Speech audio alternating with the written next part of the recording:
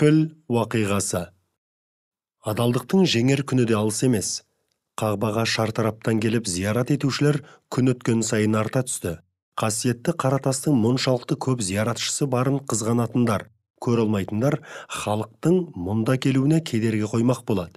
Сондайлардың бірі Хабаш, Эфиопия сұлтанының қарамағындағы Йемен әкімі Әбраха Ашрам еді. Әбраха Қағбаға келушілердің санын азайту мақсатымен Византия императорының көмегімен алдымен Сана қаласында Куллейс деп аталатын шіркеу салдырады. Алтынмен аптап, күміспен күптеп, дүниенің түкпір-түкпірінен асыл тастар алдырып безендіреді. Мұндай шіркеу бұрын соңды еш жерде болмаған. Шіркеуді әшекейлеп, әрлеп, Әбраха халықтың назарын аударды көксейді. Сөйтіп, Қағбаға қарай ағылған көпшіліктің сенімін, сүйіспеншілігін жоймақ болады. Шіркеу құрылысы аяқталған сәтте Әбраха Хабаш билеушісінің марапатына ие болу мақсатымен оған былай деп хат жазады. Уа жоғары мәртебелі билеушім, сенің құрметіңе таңғажайып сәулет ескерткішін тұрғыздым. Мұндай құрылысты бұған дейін арабтардан да, ажамдардан да ешкім көрген емес. Алайда Әбраханың тыраштануы босқа шашылу еді.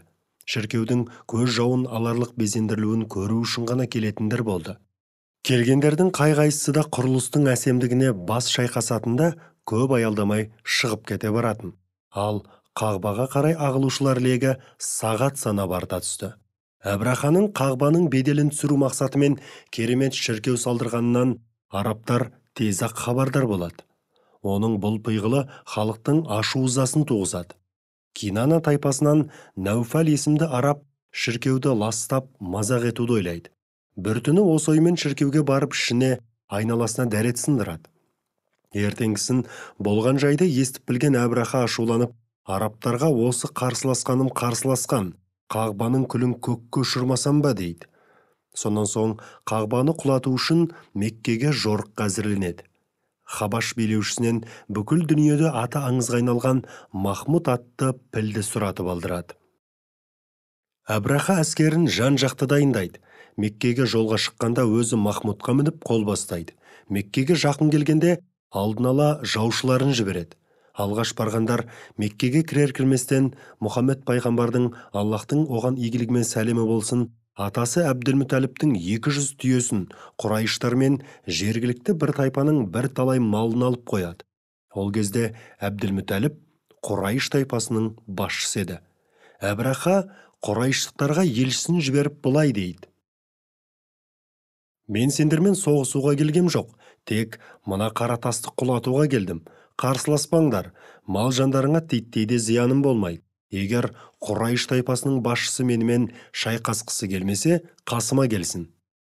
Әбділмүтәліптің жауабы: біз сенімен шайқасқымыз келмейтіні бір жаратқанға мәлім. Соғысатындайда қарулы емеспіз. Қағба Алланың үйі, оны қиратамын деу бос әурешілік.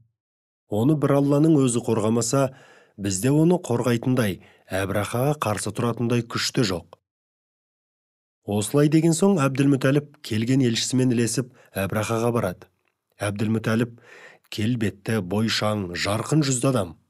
Оны бір көргеннен ақ күліп қарсы алып, амандық саулық сұрасқан соң, не тілегің бар дейді Әбраха. Әбділмүтәліп: әскерлерің 200 түйемді алып кеткен екен, соны қайтарсаң дейді. Әбрахаға бұл жауабы ұнамайды. Кекесінді түрді: сені бір көргенде арыдан ойлайтын ірі адам деп қалып едім. Мына сөзіңе қарағанда жаңылысқан болуым керек. Мен ата-бабаңнан мирас боп келе жатқан құтты дүниені, Қағбаны қиратайын деп келсем, сен оны ысырып қойып, 200 түйеңді түгендедің дейді.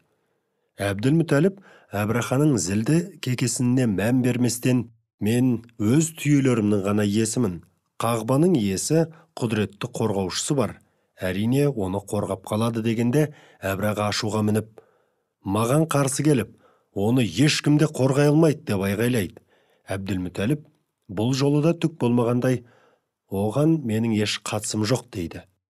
Әбраха ақырында Әбділмүтәліптің түйелерін қайтарып береді. Әбділмүтәліп Меккеге қайтып келіп, болған уақиғаны Құрайыштықтарға баяндайды. Сонан соң қайтқан малда қайыр бар деп, 200 түйесін жаратушының жолында құрбандыққа шалмақ болып, белгі соғып қоя береді.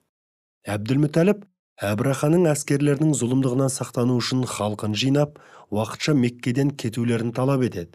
Өзі де бірнеше адаммен бірге Қағбаға барып, есігіне сүйеніп тұрып, «Уа жаратқан ием, сен сақтағанды сақтайсың. Құлдарың осылайша сақтанып қорғанбақшы. Сен де өз үйіңді залымдардан қорғағайсың. Зұлымдық ойлаушылар жеңіліс тапсын» деп жалбарына дұға етеді. Мекке босатылды. Халқы тау мен тасты паналап, Әбраха әскердің шабуылын сырттай бақыламақшы. Мекке мен Қағба қайғылы, Құрайыштықтардың жүзі солғынды. Әскер әзірлігі тамамдалды, бірақ тағы да бір таң атты. Меккеге баса көкте кіріп, Қағбаны жермен жексен етуге Әбраха әскері сақадай сай, тек бір бұйрықты күтуде еді. Милади 571 жылғы Мұхаррам айының 17-сі жексенбі. Әскер шабуылға енді кірісейін деген сәтте, Әбраханың бағдар көрсетушісі, жолбасшысы Нуфайл ибн Хабиб есімді адам алып біл Махмудтың құлағына иіліп сыбырлады. «Шөк, Махмуд, шөк. Аман-есен тұрғаныңда келген жолыңмен кері қайт. Сен Алла тарапынан қасиетті саналатын аймақтасың». Осылай дейді де, өзі тауды бетке алып кетіп қалады. Нуфайлдың сөздерінен соң піл тұрған жерінде шөкті. Әскерлер оны қанша тұрғызбақ болса да, орнынан жылжыта алмады. Йеменге бағыттап айдаса, ештеңе болмағандай шабатын піл Шамға қарайды, шығысқа қарайда қайқаңдай жөнеледі. Бірақ бетін Меккеге бұрғанда, әл-дәрмені біткендей шөгіп жата қалады. Ел-жұрт бұл уақиғаға таң-тамаша боп аңтарылып қалды. Дәл сол сәтте құдіретті күшті Алла тағала Құранда әбәбил деп аталатын құстарды топ-тобымен теңіз жақтан Әбраха әскерінің үстіне ұшырып қоя береді. Тұрқы кішкене ғана, түрі қарлығашқа ұқсайтын әбәбилердің әрқайсысының аузында бір-бірден тістеген, аяқтарының арасында екегіден қыстырған үлкендігі бұршақтай тастар бар еді. Олар осы тастарды келген беттерінде әскерлердің үстіне жаудырып кеп жібереді. Тас тигені тигендей сұлап түсіп өліп жатты.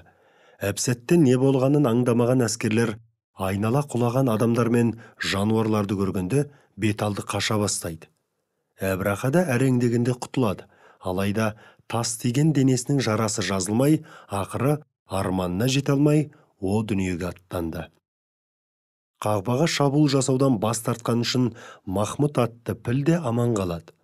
Алланың жазуымен әбәбилер ұшып кеткен соң, сол төңірекке нөсер жаңбыр жауып, өліктер мен қалдықтарды жуып шайып әкетеді. Ұлы Раббымыз Құран кәрімнің піл сүресінде бұл уақиға жайында былай баяндайды.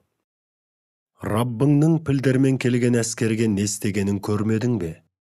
Олардың айла амалдарын түкке тұрғысыз етіп, іске асырмай тастамады ма?